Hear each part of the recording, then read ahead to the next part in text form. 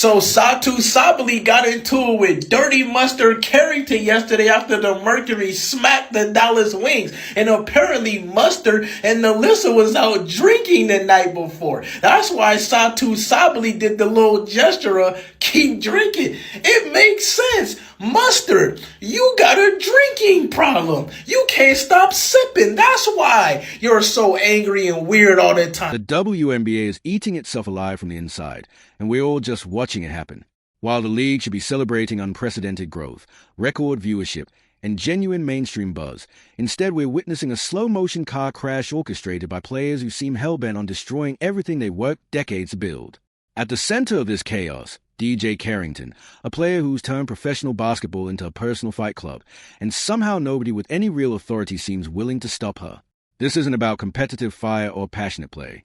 This is about a systematic pattern of aggression that's turning WNBA games into WWE auditions. And it's happening while the league has never been more vulnerable to public perception. The most recent incident, a post-game confrontation between Carrington and Satou Sabally, perfectly encapsulates everything wrong with how the WNBA is handling this discipline problem. Let's see how many buckets y'all put up, too. Satou dropped 29-2 on your head. You only had 11 points. That's why you can't ball correctly, because you too busy sipping that stuff, and you mad Satou is a better baller than you, and she don't got to wear 100 pounds of makeup, man. Hilarious, man. It all makes sense. And then we got Alyssa Smith over here chirping, defending her toxic girlfriend as usual, man, running her mouth, doing all this goofy stuff. Matter of fact, Alyssa, how many points did you put up? 4 points! 33% shooting, and you doing all this after the game?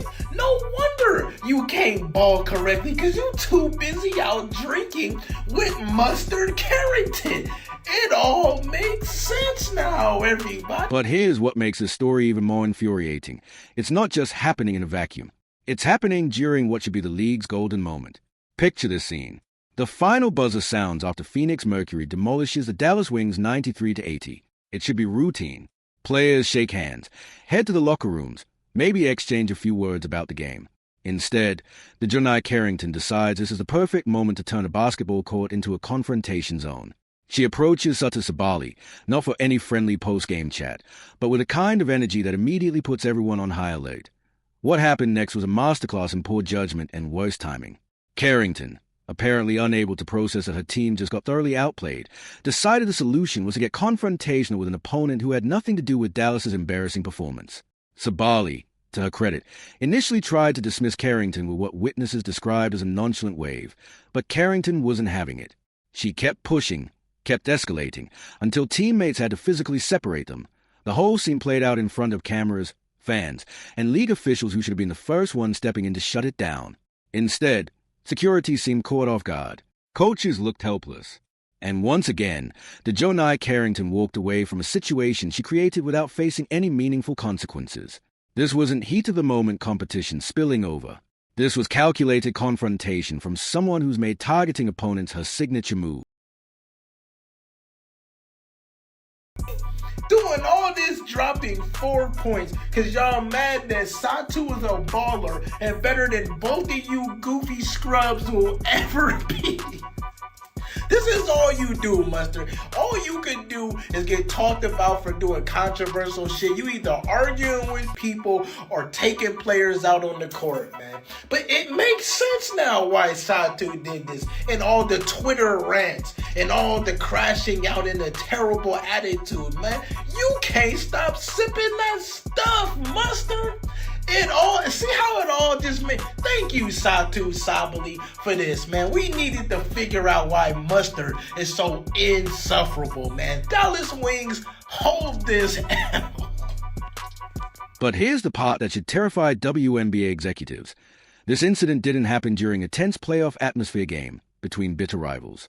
This was a regular season matchup where one team clearly outclassed the other, and somehow that routine result triggered what looked like the opening moments of a heavyweight boxing match.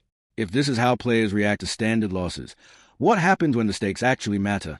What makes this even more concerning is that Dijonai Carrington's post-game theatrics with Sabally weren't an isolated incident. They were just the latest entry in a growing portfolio of controversial moments that paint a troubling picture. This is a player who's built a reputation not on clutch shots or defensive stops, but on pushing boundaries until something breaks. The hair-pulling incident with Sarah Ashley Barker. The flagrant foul controversy with Skylar Diggins that had even her own team's announcers questioning what they just witnessed. Each incident follows the same script: unnecessary contact, escalated aggression, and then a league response that's softer than a participation trophy speech. What makes Carrington's behavior particularly deliberate is how calculated it appears. These aren't accidental collisions or emotional outbursts that happen in the heat of competition. Watch the replays, study the body language, analyze the timing. There's a calculated quality to these confrontations that suggests someone who knows exactly what they are doing and exactly how far they can push before facing real consequences. The problem is, those consequences never seem to come. The league keeps treating these incidents like isolated moments of poor judgment. But when you line them up chronologically, a different picture emerges. This is someone who's learned that she can basically do whatever she wants on and off the court, as long as she's willing to pay a small fine and sit through a brief lecture about sportsmanship. It's like having a repeat shoplifter who keeps getting caught but only faces a stern talking to from security. Even more troubling is how these incidents seem to be escalating in both frequency and intensity. What started as hard fouls and trash talk has evolved into hair-pulling and post-game confrontations. If the league doesn't intervene with real authority soon, where does this trajectory end? At what point does someone get seriously hurt because the WNBA decided that maintaining the illusion of having everything under control was more important than actually controlling anything? And speaking of control, here's another angle that makes this situation even more frustrating. While Dijonai Carrington was busy turning basketball courts into battlefields, her teammate Paige Bueckers was quietly putting together the kind of rookie season that should have been dominating headlines for all the right reasons. The #1 draft pick has been delivering performances that remind everyone why she was considered a generational talent, breaking records and providing the Dallas Wings with their first legitimate reason for optimism in years. Bueckers came into the league with unprecedented hype and somehow managed to exceed expectations, posting historic numbers through her first 5 games that no rookie in WNBA history had achieved.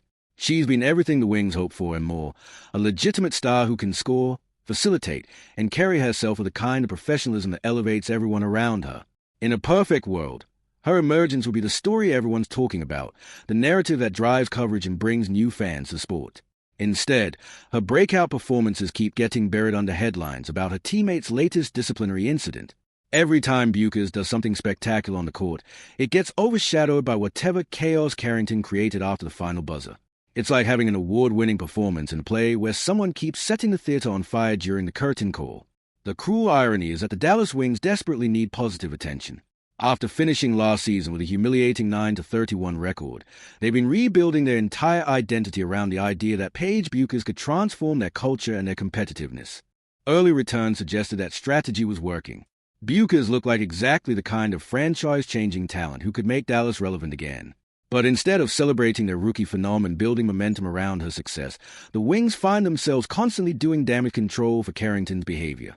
Every post-game interview becomes an opportunity for reporters to ask about the latest incident rather than discuss Bueckers' development or the team's progress.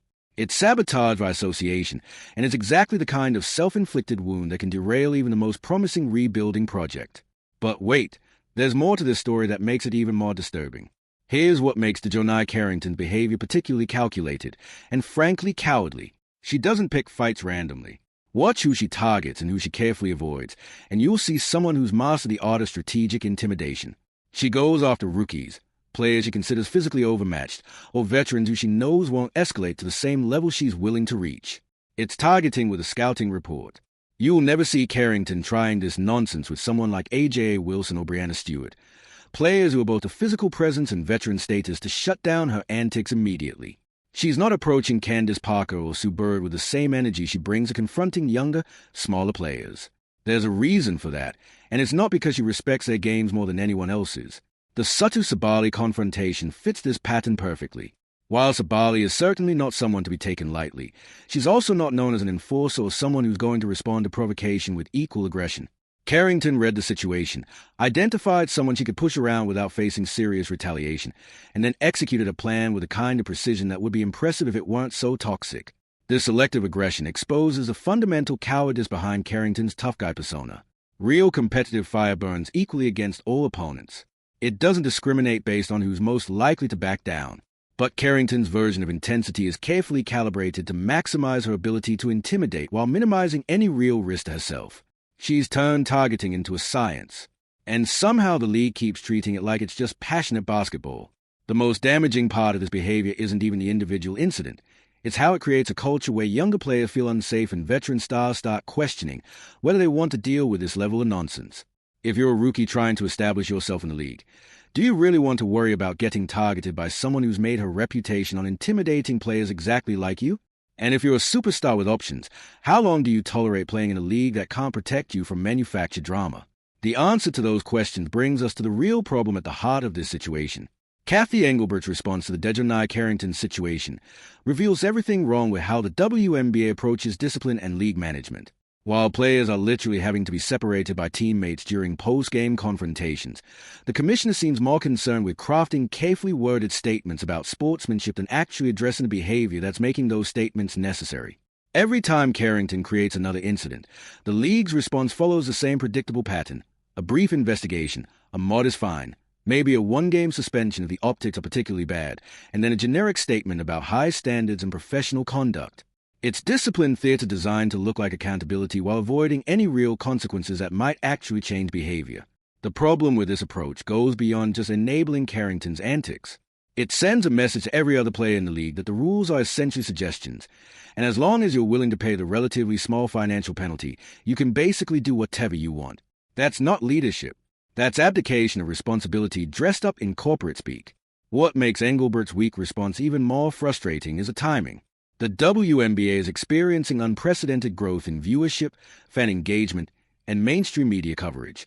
This should be the moment when league leadership is most focused on protecting and nurturing that momentum, ensuring that new fans see a product worthy of their attention and investment.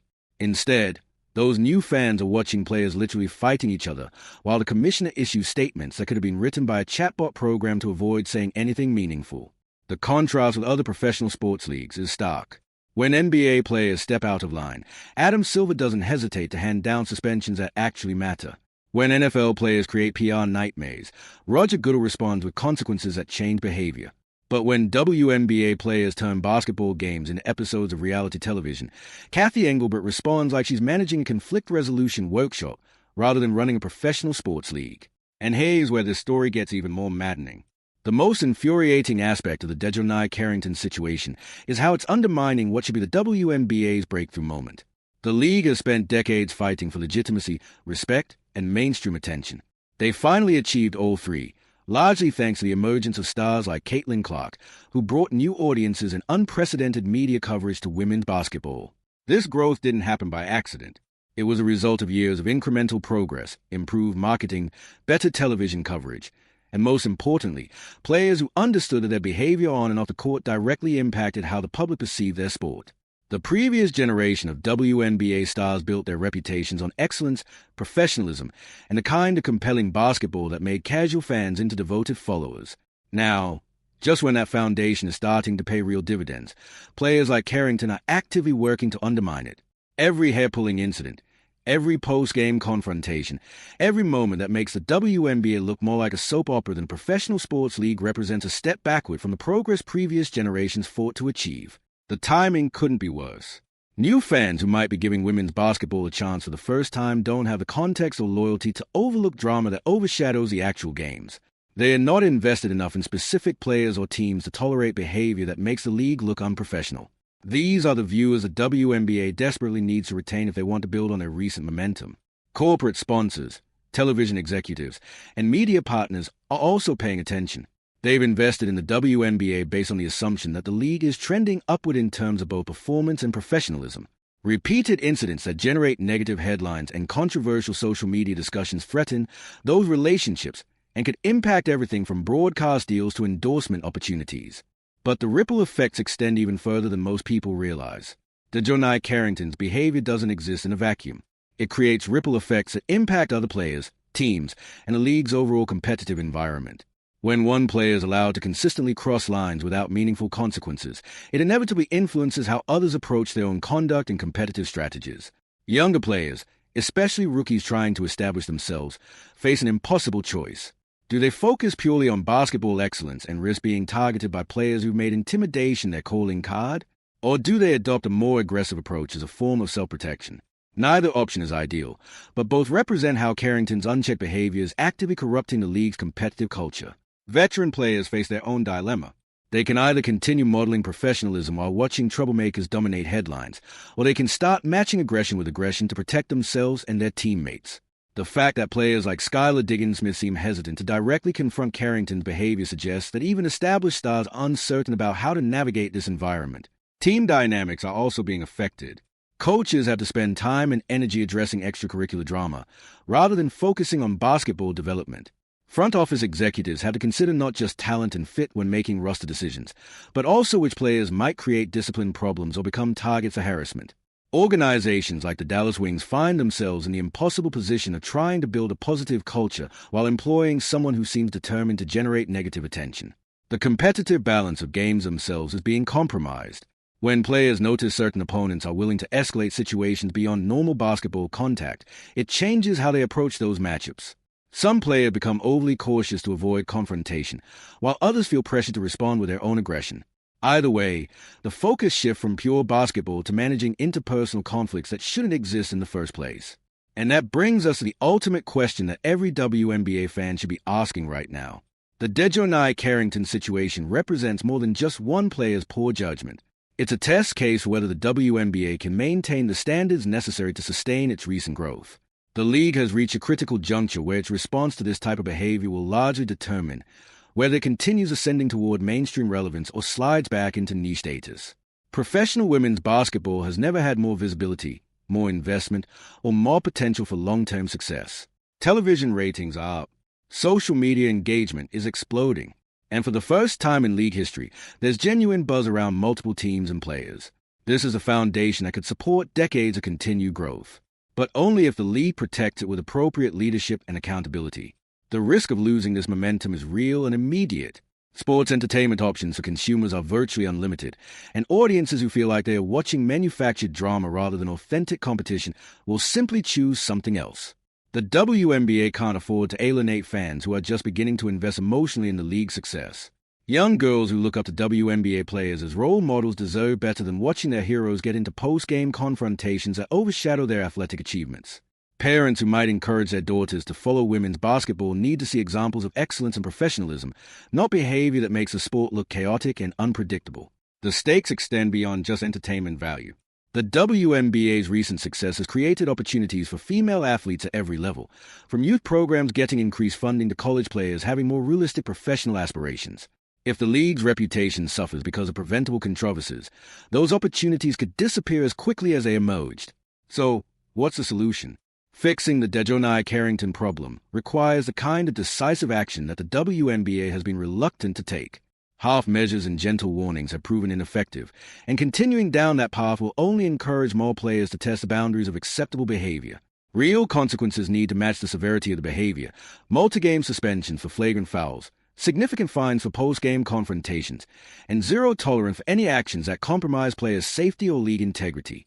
The goal shouldn't be punishment for its own sake, but establishing clear standards that everyone understands and respects. League leadership also need to communicate directly with players about expectations and consequences. Generic statements about sportsmanship aren't enough. There need to be specific conversations about what behaviors will and won't be tolerated, along with clear explanations of what players can expect if they choose to cross those lines.